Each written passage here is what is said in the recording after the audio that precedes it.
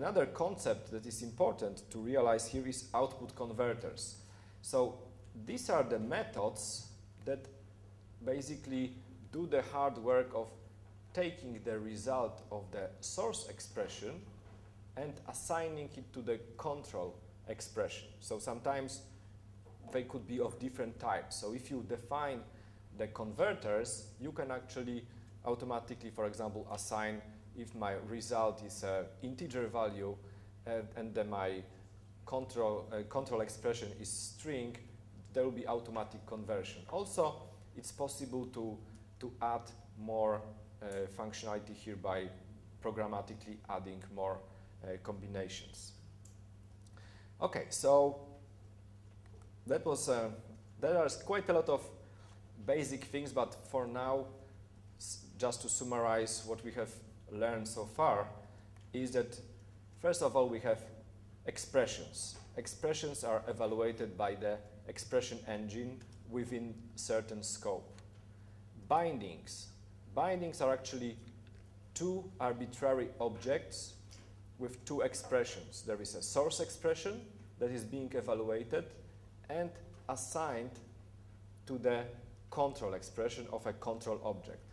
And the binding list is a component that maintains all the bindings inside of my form. Also, there is important thing called notify. So even if this expression is managed by the expression engine, you still need to notify the binding list that one of the properties has changed. You don't have to do it specifically, you just say you call the notify method and the binding list will re-evaluate all the expression that it holds. Okay, so I'm going to actually go for the next demo. This time it's going to be a VCL application, and it's going to demonstrate different types of binding components that you can use in your application. So first of all, I'm going to, that's actually, here we have a binding list. So it contains different types of bindings. So in fact, when I want to, for example, define a binding, I have to select which type of a binding I want to use. So for example, every component that you select in the object inspector will have this new live binding at the bottom of the object inspector, and there is also a live bindings property that you can use to define a live binding. So you can actually click on live binding, and basically from within any component you can create a binding. Maybe before I do it, maybe something more practical, so it's not a pre-built demo but something that can be done from scratch. So let me create just a FireMonkey HD application, and I'm going to add to it 2 edits using of course the ID inside. So that's going to my edit 1. So I'm going to call it edit source, like this, and I'm going to have so maybe enter the name here or text edit or just source, so you know which one it is. And this is going to be my source component. So whatever I'm going to change inside of the edit will be used in my source expression. And I'm going to use, let it be maybe another edit or maybe a T label that I can use to actually display some values. Okay, so now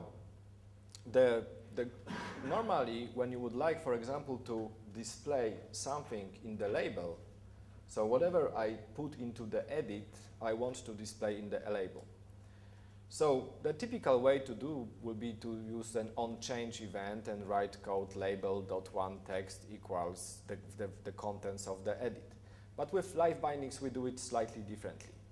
So I'm going to save it. So Unit 6 and Project 6 is well descriptive name, so we remember what it is. Good naming practices are very critical. So I'm going to create a new LiveBinding for my source. So I'm presented with different types of binding components.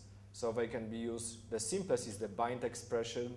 I can use tbind expression items, so multiple expressions in one. I can use bind link to have a bidirectional expression, or some more complex things like bind grid list, for example, to bind to a string grid. But I'm going to use just the simplest bind expression. So notice that when I just added this, the binding list has been added automatically to my form, and that's my binding expression. So what I need to do here is I need to specify some of the properties. So the the source component is my edit source. The source expression is quite simple because it's just the name of the property that I want to change. So we have a text property. The control component is going to be my label one. So this is the component that I control. So it could be also used named target component. And the name of the expression, now in the FireMonkey, the label does not have a caption, but it has a text property. So you can actually verify it here. So I'm going to use a text property. Okay, text property. Okay, so there are some flags here. So that's an auto activate. So when the form is created, all the expressions are automatically activated. There is a managed to true, which means that the bindings is managed by the binding list. So we don't need to explicitly call evaluate. So let me see if this is going to work. I'm expecting not, but let's see. So I'm changing something here, and it does not really change the value of the label. That is because I need to actually tell the binding list to reevaluate all the expression that it holds. So I'm going to, on the edit change event, I'm going to write a line of code, which is going to be something like LiveBindings,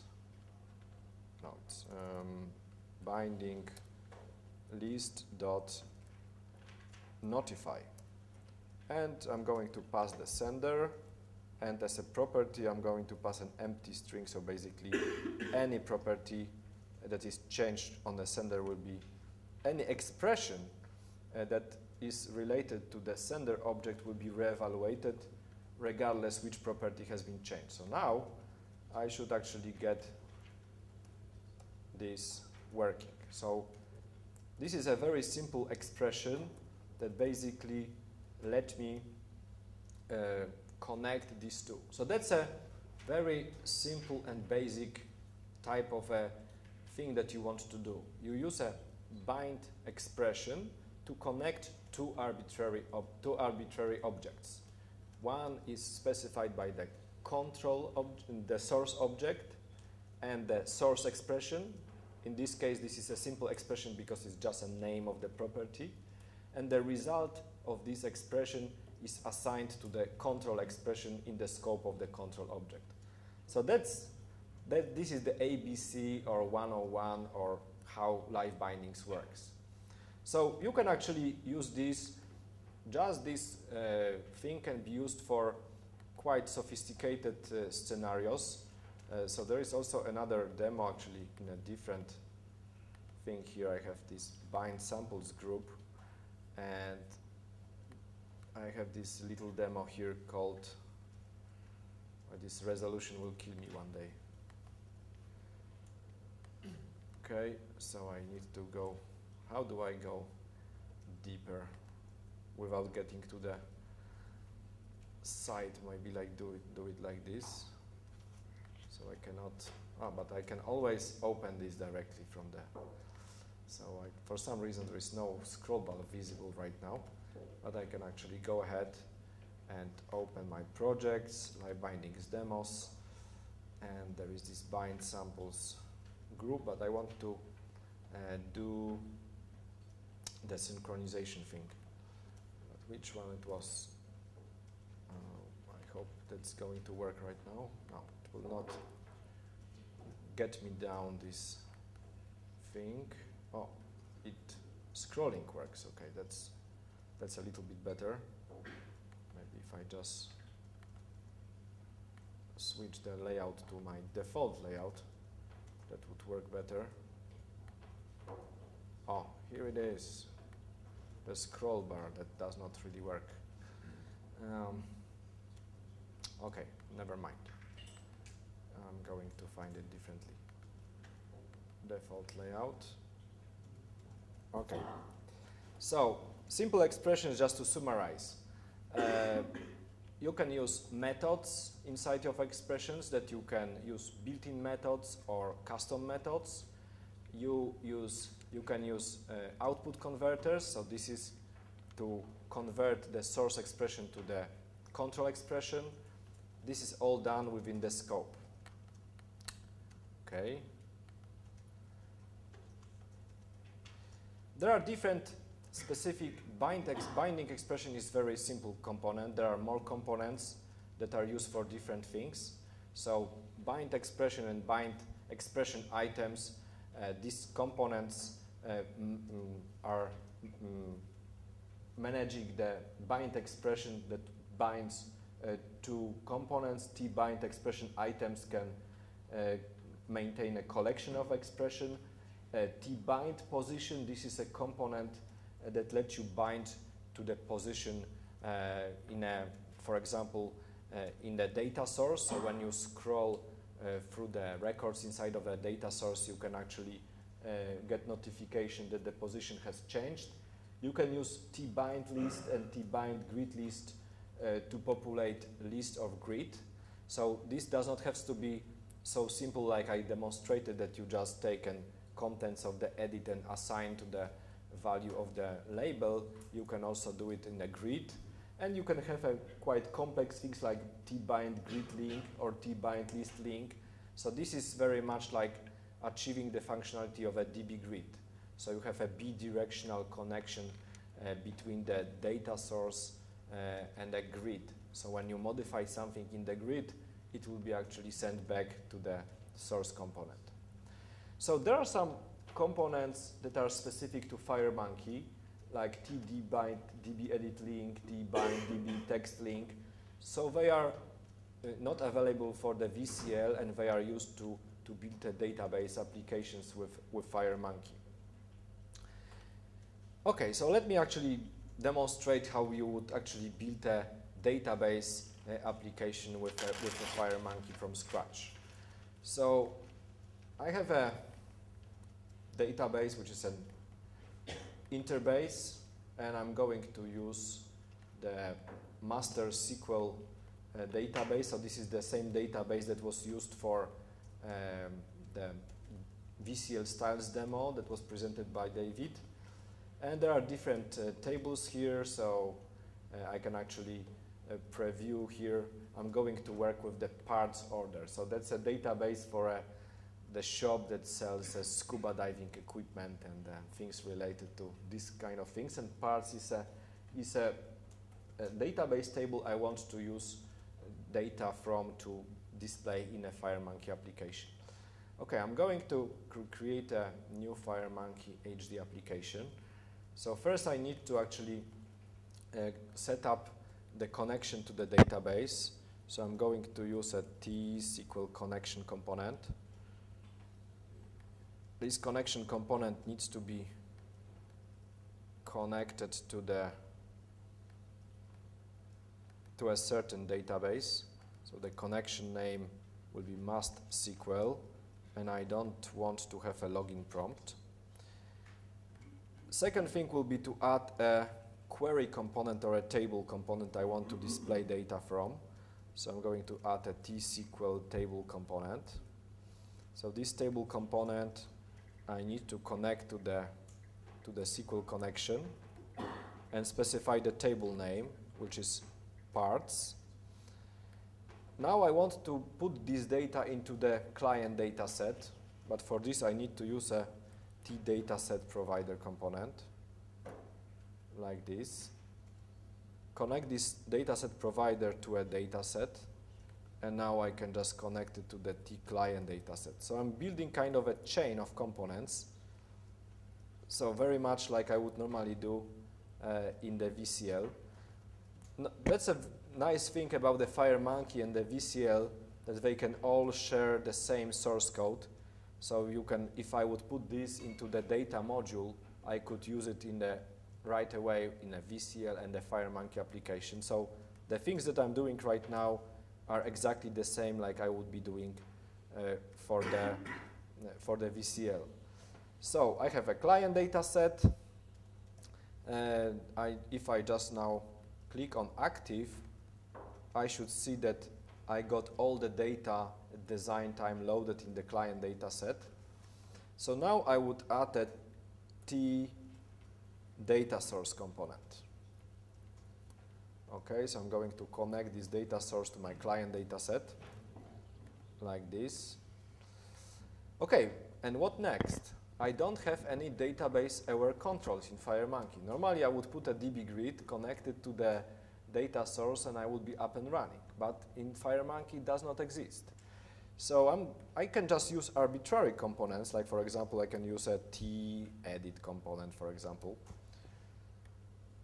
And how do I display data here? So any component will have something called LiveBindings, and in case of FireMonkey, I have not only new LiveBinding but also link to a DB field. I can use this, and it will actually go through any data source that is visible on this form and show me to which one I want to connect. So I want to, for example, connect to the description. Okay, so now I have a dive kayak. I can actually go ahead, do Control-T label, and I can maybe display the value of actually now that this is now parent of the dive kayak, so I don't want this. No, I just selected more than one. Okay, move it here, and now I can just again do things like LiveBindings, and I can just add new DB field to be, for example, cost. So in this way, I noticed that, of course, Unit 7 and Project 7 are nice and descriptive names. Notice that at the same time, when I was just starting defining these different bindings, automatically I got a tBindScopeDB component added to my form. So this is the component that is scope component for a database, for data source components. So a specific dedicated scope component for working with data sets, and the binding list, because I have created two bindings. So these bindings has been automatically created for me, and that makes the connection between the field and, which is an object itself, database field, and the actual component that I want to use to display data from. So I can also, if I want to actually, because now it's not very practical application, I only have this display and nothing else. How do I actually navigate through these components? I can actually go ahead and I have a dBind navigator component, dBind navigator component that can be connected to the, not to the data source, but to the bind scope. So I can connect it to the bind scope DB. And now I'm actually able to navigate through the underlying files, underlying values inside of this application. So also I can, just a few days ago, Jim Tierney put on his blog example how you can programmatically write generic code to actually display